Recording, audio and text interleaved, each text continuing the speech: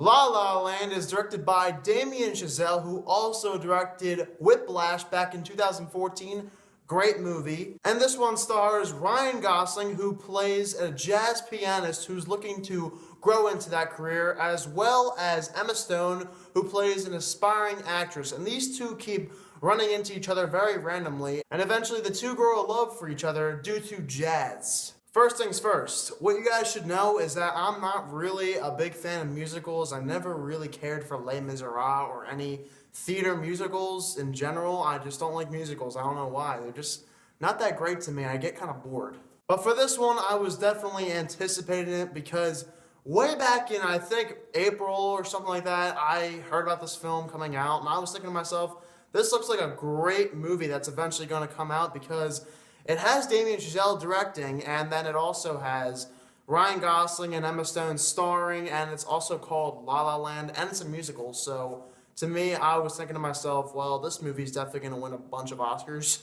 And the title itself was very striking to me, and it made me think, well, why not give this one a try? It's called La La Land, and it sounds like it's going to be really good. So I thought, why not? Turns out La La Land is a damn great movie. This movie is honestly one of my favorite movies of the entire year, hands down. Let's get into these performances. Ryan Gosling, as I said, he is one of my favorite actors, and he is tremendous in this movie as expected. Gosling gives one heck of a performance. He is really musically talented too, as well as playing all these instruments. And I never saw Ryan Gosling in this way until I saw this movie, and he is very talented other than just acting. Emma Stone, without a doubt, gives the performance of her career. She is great not only in her acting, but also her singing as well. The two together singing is like magic right there. These two had excellent chemistry in the film, and when they started singing together, oh man, it was like beauty for the ears. And Damien Chazelle, he's a great director. Whiplash, as I said, was an amazing film, and this one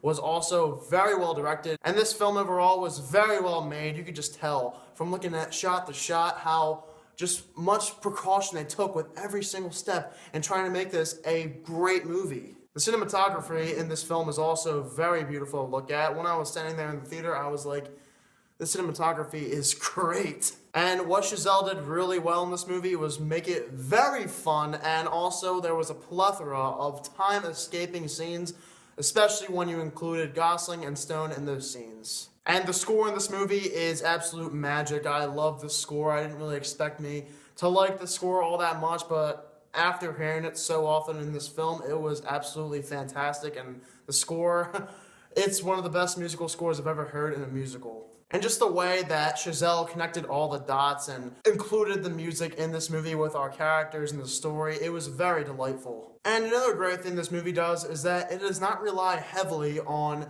its musical score to tell its story. In fact, I'd say the first half of the movie is more heavy on music.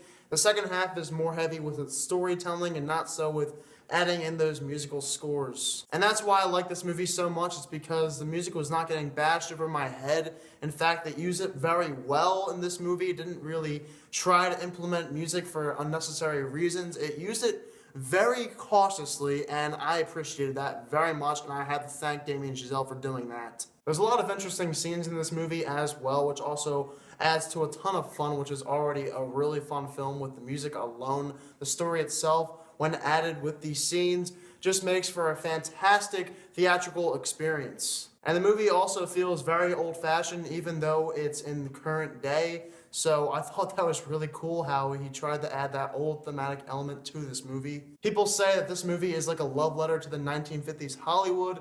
And yeah, I mean, I probably agree, even though they bash Hollywood in some of these scenes. I do honestly think that is a love letter, not really to Hollywood itself, but to Los Angeles and to old musicals. I really like it how it brought us back to the old modern times filmmaking, and that was extremely cool to see in this film. It made me feel like I was watching a musical at times from the 1950s, and that was something I really had to give a lot of credit to Damien Chazelle for. The only problem I really had with this film was that it felt a little bit too long, but that's weird to say because this movie just clocks in a little bit over 2 hours, so the movie wasn't really all that long. And I honestly had a great time with La La Land. I never got bored in this movie. Every single scene, my eyes were glued to the screen. This movie was a master to look at and a master to watch. It's extremely fun. The musical score is great. These are great performances by Gosling and Stone, some great directing, and an overall very, very good film to watch. I think a lot of people will really enjoy this one, really appreciate it, expect it to win plenty of Oscars. In fact, it is my prediction to win Best Picture for this year's Oscars. And I'm never going to get that whistle tune out of my head. That is in there for my life. Great tune. I am absolutely going to give La La Land a 95%. If you ever can check this movie out, it comes out tomorrow, Christmas Day, worldwide.